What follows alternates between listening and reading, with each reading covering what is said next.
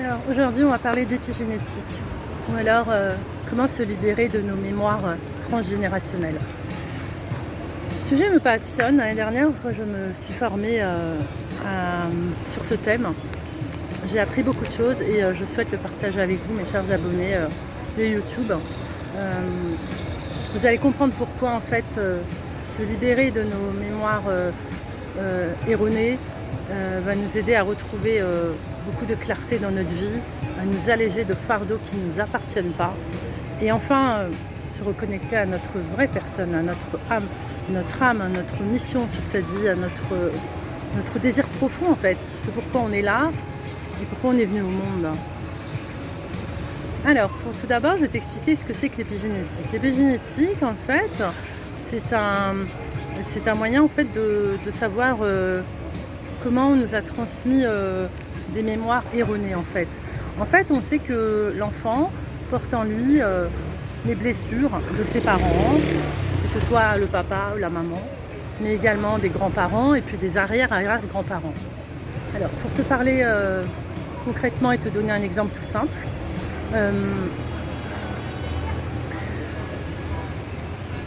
il se peut qu'un des parents ait un schéma où il va voir par exemple l'avenir, les choses dans la vie d'une manière très pessimiste. Voilà, tout pour lui est compliqué, que ce soit de trouver un job, trouver un partenaire amoureux, se lancer à son compte, voyager, tout est compliqué, tout nécessite un effort intense.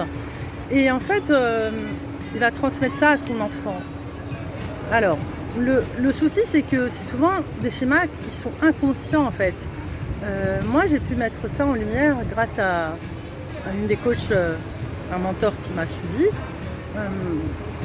Parce qu'en fait, seul, on peut comprendre, on peut capter certaines notions, mais on n'est pas vraiment à même parfois de faire un travail. Alors, c'est possible, mais moi, dans mon cas, je sais que ce qui a bien marché, c'est de me faire aider par une thérapeute.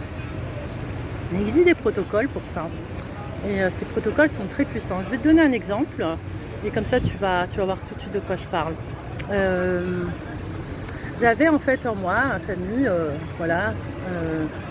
une personne qui, du côté maternel, en fait, voyait tout de manière compliquée et difficile dans la vie. J'ai un exemple, par exemple, ma maman, lorsqu'on devait déménager, lors des déménagements que j'ai fait, lorsque j'étais fille, adolescente, etc., avec mes parents, tout était très difficile, emballer les cartons, trouver le déménageur, etc. Et l'année dernière, en fait, j'ai été amenée à déménager du centre du pays, de Tel Aviv, vers Natania. Et j'ai rencontré juste ma coach à ce moment-là et on a fait un travail là-dessus. J'ai écrit une lettre où je me suis adressée à ma maman en fait. C'était une lettre avec un protocole bien précis en fait. Et ensuite, j'ai brûlé cette lettre.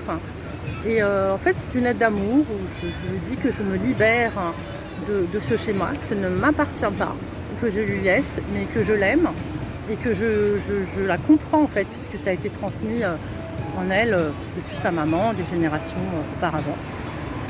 Et en fait, quelque chose de très simple, c'est que mon déménagement s'est passé très sereinement.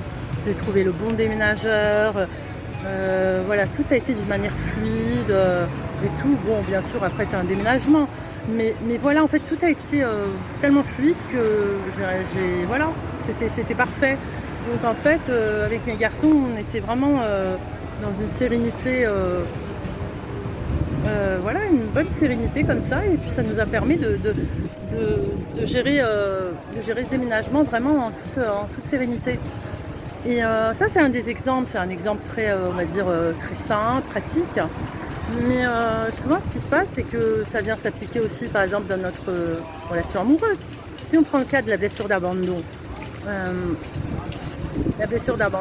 portée par la maman ou le papa, passe chez l'enfant. Et l'enfant, en fait, il va la garder. Et puis, lorsqu'il va être en désir de rencontrer un partenaire ou une partenaire amoureuse, en fait, ces schémas-là vont se jouer dans ces relations. Voilà. Donc, en fait, tout simplement, le partenaire amoureux va venir appuyer sur cette blessure. va disparaître, ne sera pas présent, ne voudra pas s'engager. Et en fait, l'enfant va réactiver ses blessures jusqu'au jour où en fait il va y avoir en fait comment dire, l'univers, Dieu est bien fait, c'est-à-dire qu'il va venir activer cette blessure jusqu'au jour où la personne elle comprend en fait, voilà. Une fois qu'elle comprend, qu'elle a soigné cette blessure, qu'elle a guéri, bah, en fait l'univers va être à même de lui proposer une relation saine, puisqu'en fait elle-même elle aura travaillé là-dessus. Alors oui, bien sûr que ça demande du courage. Déjà, en fait, je pense que la première étape, c'est la prise de conscience. La prise de conscience de vouloir s'en sortir, d'avoir un trop-plein, d'être vraiment dans le marasme. Ben, c'est comme moi je dis, le cadeau mal emballé, en fait. C'est un cadeau de l'univers, de Dieu, et c'est un cadeau mal emballé, mais ô combien précieux. Un exemple à moi, en fait, il est très parlant. On est aujourd'hui en 2026. Depuis 2018, j'ai entamé ma procédure de divorce et j'en ai eu des épreuves dans ma vie. Donc un divorce, un licenciement, des difficultés financières. J'étais vraiment au bout du bout. L'aménagement en Israël, l'éducation des enfants, maman monoparentale. En fait, cette période m'a permis vraiment de faire un travail sur moi et ça continue en fait. Parce que le travail dure toute notre vie en vrai. Voilà en fait en quelques points ce que je souhaitais te partager, t'évoquer. Donc oui, les mémoires transgénérationnelles, on peut pas accuser nos parents d'être dans le jugement. C'est ce qu'ils ont reçu, ils ont fait avec le modèle qu'ils avaient, d'accord. Mais simplement à un moment donné, si on prend conscience de certains points qui ne sont pas à nous en fait, qui ne nous appartiennent pas, on peut s'en libérer et on peut créer une vie qui est alignée avec nous-mêmes. Voilà, trouver un job qu'on aime, avoir un entourage qui est sain, des amis, des bonnes relations dans notre famille, savoir mettre de la distance, du holà quand c'est nécessaire. Et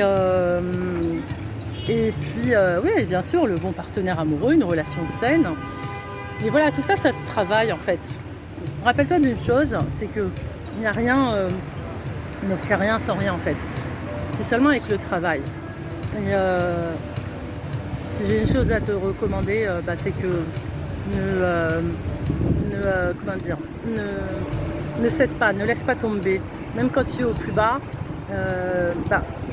c'est que justement c'est le moment idéal pour faire un travail sur toi et pour pouvoir remonter. Alors c'est vrai que dans mon cas la spiritualité m'a beaucoup aidée et ça je pense que c'est vraiment un grand atout qu'on peut avoir lorsqu'on est croyant en fait.